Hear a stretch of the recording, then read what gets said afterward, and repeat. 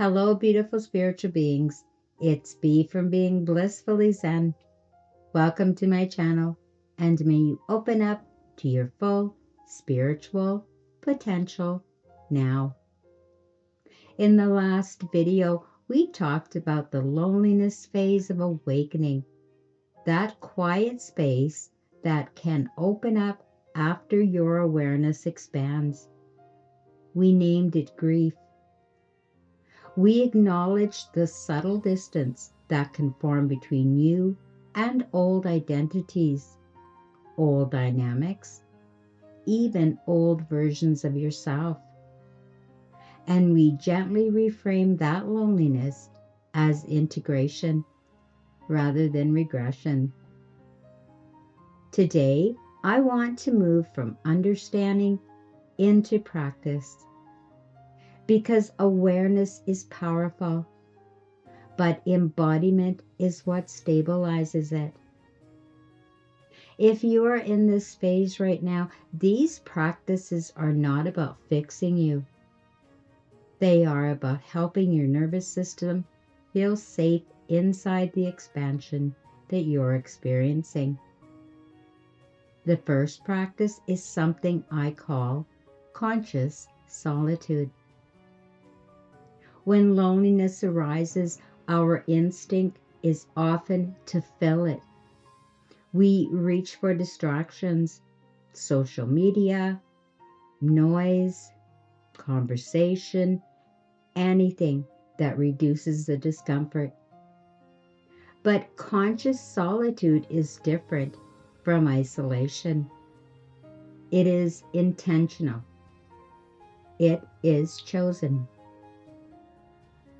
Set aside even 10 minutes when you are alone without distraction.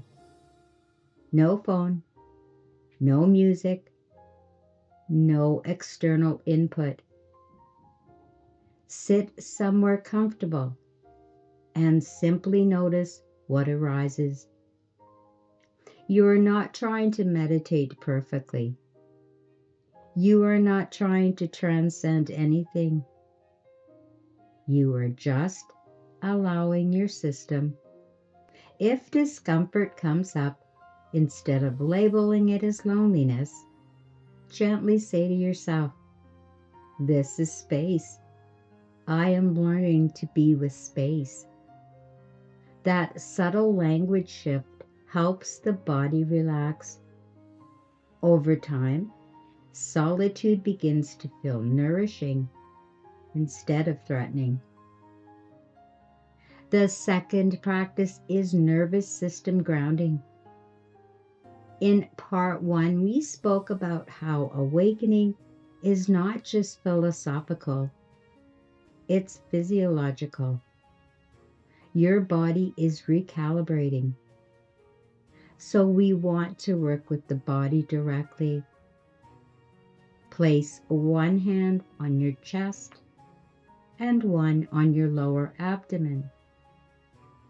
Take slow breaths into your belly, allowing the exhale to be slightly longer than the inhale. Longer exhales signal safety to the nervous system. As you breathe, feel the weight of your body in the chair or on the floor. Notice something physical around you, the texture of your clothing, the temperature of the air, the sound in the room. This anchors awareness back into the present moment. It reminds your system that even though your identity is shifting, you are physically safe.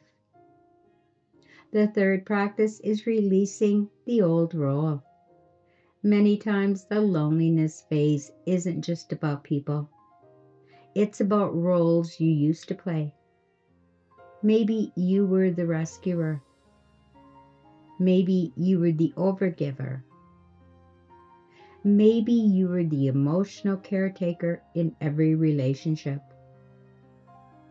Take a journal and gently ask yourself, what role am I outgrowing?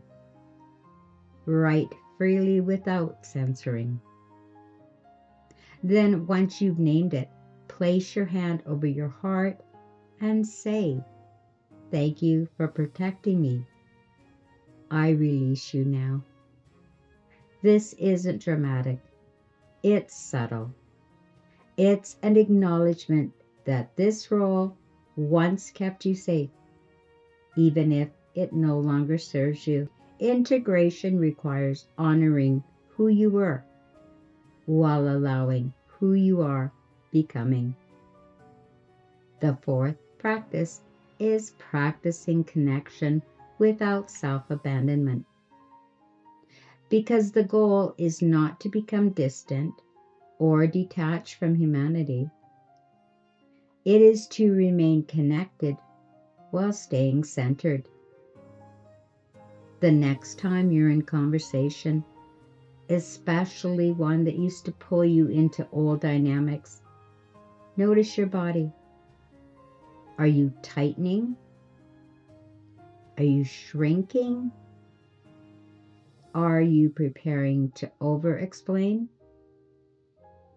Instead of reacting, take one slow breath. Let there be a small pause before you respond.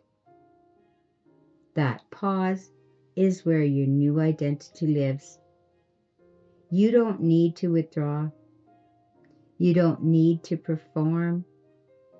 You simply respond from steadiness.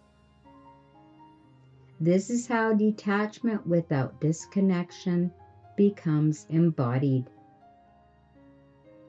Another powerful technique is expanding your definition of community.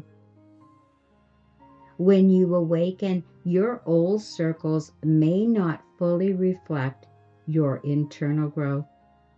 That doesn't mean you abandon them, but it may mean you gently widen your world.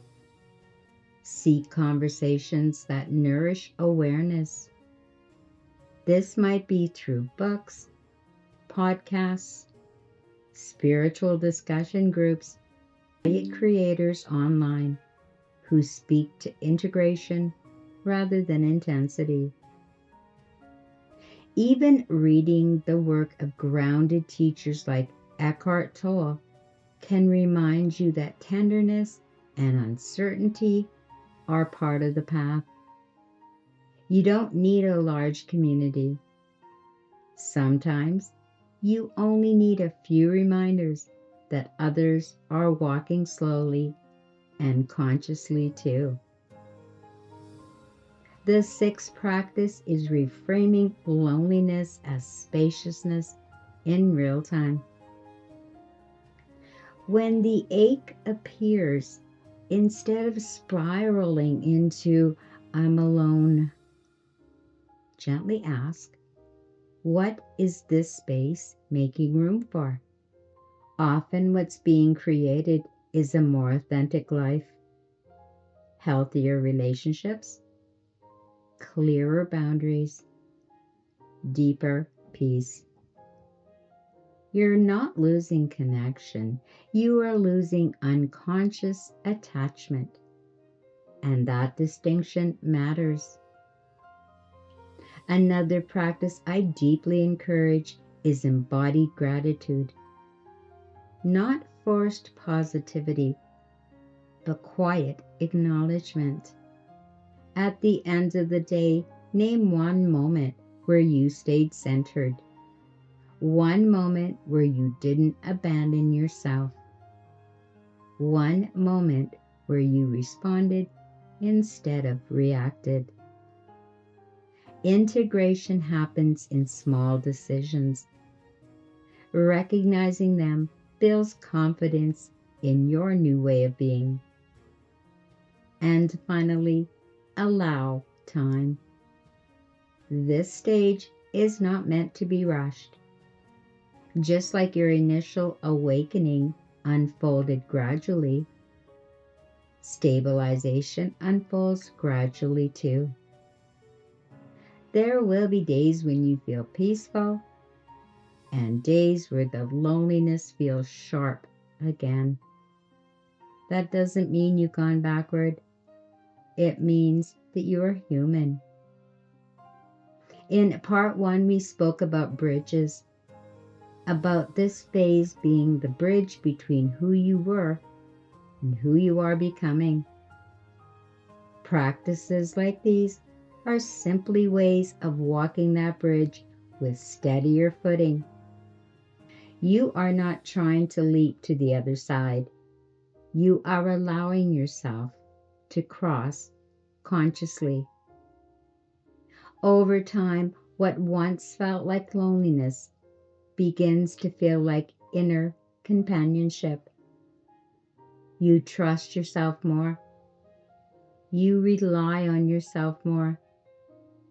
And from that grounded place, connection returns in a new form, less chaotic, less entangled, more mutual. So if you are in this phase, be patient with your system. Be gentle with your heart. You are not meant to feel expansive and socially identical at the same time. Growth rearranges things, but it rearranges them toward authenticity. And remember, the goal of awakening is not constant bliss. It is increasing capacity. Capacity to sit with discomfort. Capacity to remain present. Capacity to love without losing yourself. You are building that capacity now. Stay with it. You are not isolating. You are integrating. And you are doing it beautifully. If you enjoyed this video, please like, share, and consider subscribing to my channel, Being Blissfully Zen, for more spiritual awakening tips. So until next time, beautiful spiritual beings, be blissful, be Zen, and I'll see you soon.